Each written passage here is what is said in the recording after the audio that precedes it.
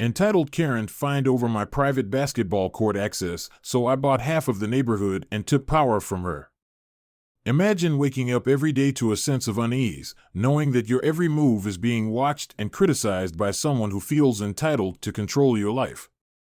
This is my story, a journey of resilience and transformation, where I faced the ultimate test of courage and determination. In a quiet suburban neighborhood, where the sun rises over manicured lawns and friendly faces, a different reality unfolded for me. Behind the facade of tranquility, I was living under the constant scrutiny of a neighbor who seemed to take pleasure in making my life difficult.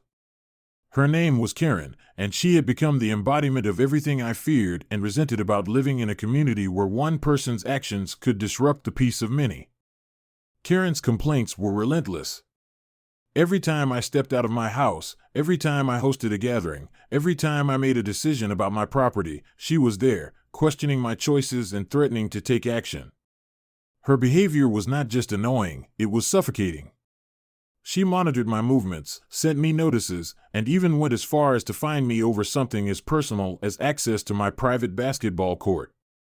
But this wasn't just about a petty dispute between neighbors. It was about a clash of values and a struggle for power.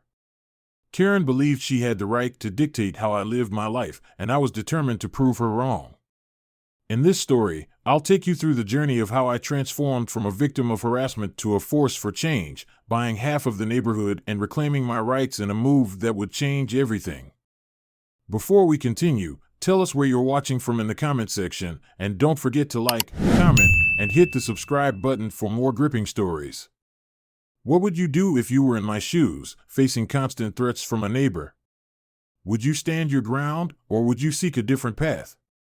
The choices we make in such situations can define us, and today, I'll share with you how I chose to fight back in the most unexpected way. As I reflect on my journey, it's essential to understand who I am and why I ended up in this situation. My name is your name, and I've always been someone who values community and peace. I moved into this neighborhood about 5 years ago, seeking a quieter life after years in the city. The neighborhood was perfect, friendly faces, beautiful parks, and a sense of belonging that I had been missing. My initial interactions with Karen were cordial. She was one of the first people to welcome me to the neighborhood, and I remember thinking she was friendly and genuinely interested in getting to know me. However, it didn't take long for things to change. The first sign of trouble came when I decided to host a small gathering in my backyard. Karen complained about the noise, even though it was well within the allowed hours. I apologized and made sure to keep the noise down, thinking that would be the end of it. But it wasn't. Over time, Karen's complaints became more frequent and more aggressive. She would send me notices about everything from the color of my house to the type of plants I had in my garden. It was as if she had appointed herself the neighborhood watchdog, and I was her primary target. The neighborhood itself is a picturesque suburban area, filled with families and retirees. It's the kind of place where everyone knows each other, and community events are common. However, Karen's behavior began to affect not just me but the entire community. People started to feel uneasy about hosting gatherings or making changes to their properties, fearing they would be Karen's next target. Karen's monitoring of my movements was relentless. She would often call me to ask where I was going or who was visiting me.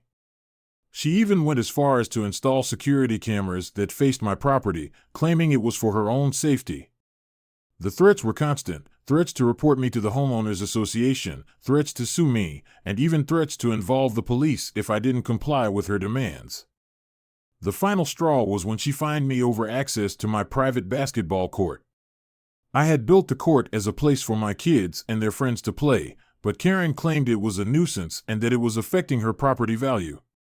The conflict over the basketball court escalated tensions between us to a boiling point.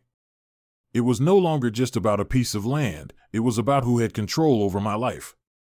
Living under this kind of scrutiny was exhausting. Every day, I felt like I was walking on eggshells, never knowing what would trigger Karen's next complaint. My family and friends noticed a change in me. I was more withdrawn, more anxious. It was clear that something had to change, but I wasn't sure what. How far would you go to protect your property and peace of mind from an aggressive neighbor? Would you try to reason with them, seek legal action, or take a more drastic approach? The choices we make in such situations can have profound consequences, and for me, the journey was just beginning. The moment of truth arrived when Karen fined me over the private basketball court access. It was a move that seemed petty at first, but it marked a turning point in our conflict. The fine was not just about money, it was about control and power. Karen believed she had the right to dictate how I used my own property, and this was the final straw. I remember feeling a mix of emotions, anger, frustration, but also a sense of determination. I realized that I had two choices. I could continue to fight Karen on her terms, or I could take a drastic step to change the dynamics of our conflict. That's when I decided to buy half of the neighborhood. Buying half of the neighborhood was not an easy decision. It involved navigating complex legal and financial challenges. I had to consult with lawyers, real estate agents, and financial advisors to ensure that I was making a sound investment. The process was grueling, but I was driven by a desire to reclaim my rights and my peace of mind. The legal challenges were significant. I had to comply with zoning regulations, ensure that all transactions were legally sound, and navigate the complexities of co-ownership in some cases. Financially, it was a huge undertaking, requiring substantial capital and strategic planning to avoid potential pitfalls like co-ownership disputes. When Karen found out about my new status as a major property owner, she was furious. She realized that her leverage over me had diminished significantly.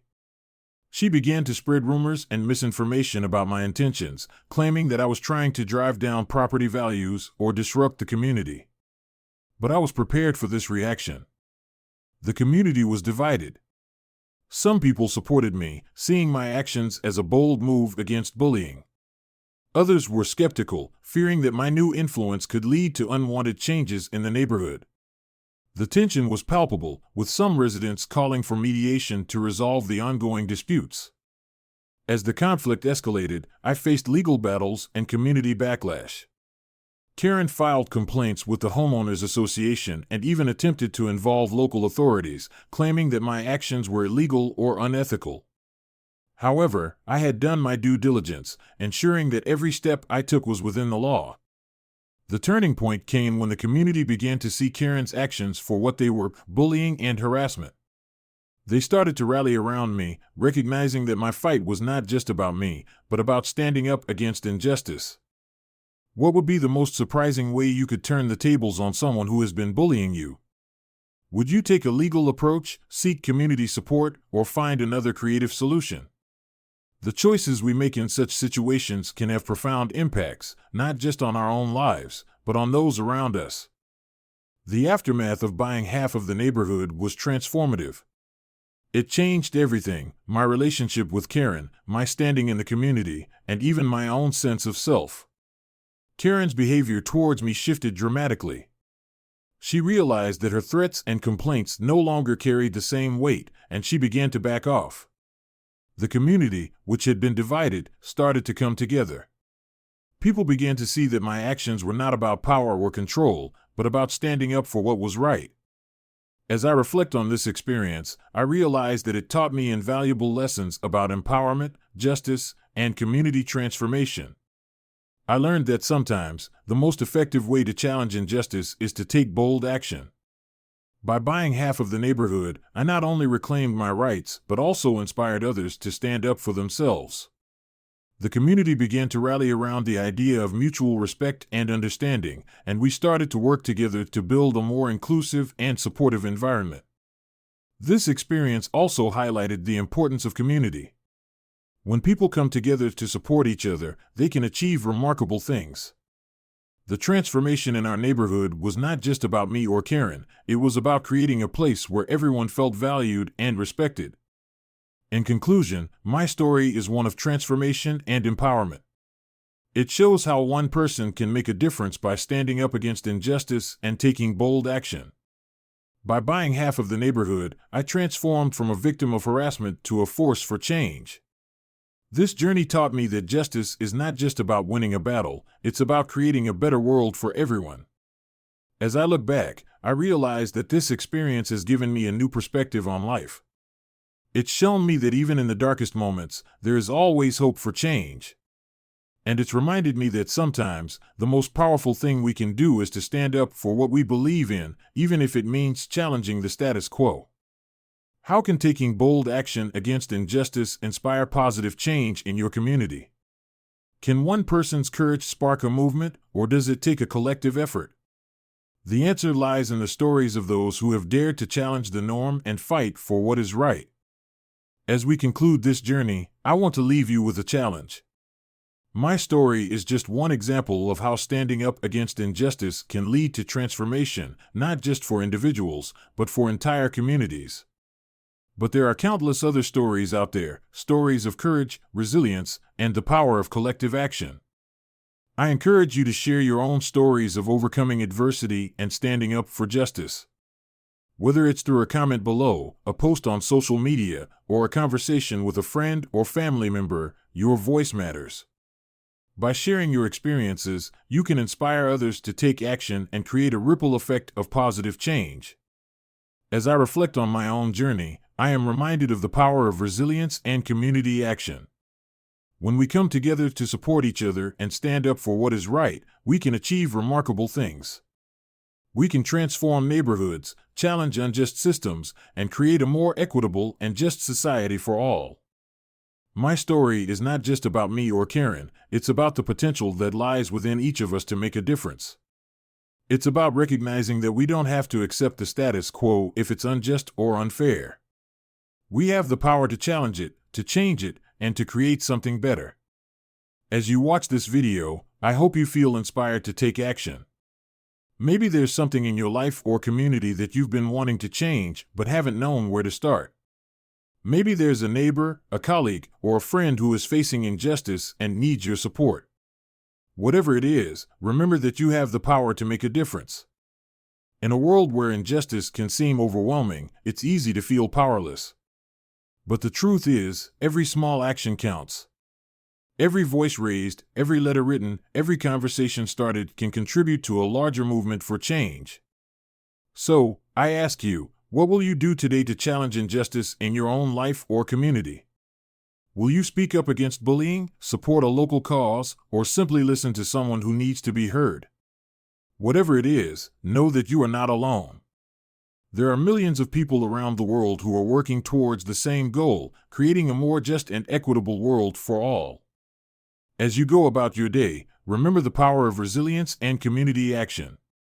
Remember that even in the darkest moments, there is always hope for change.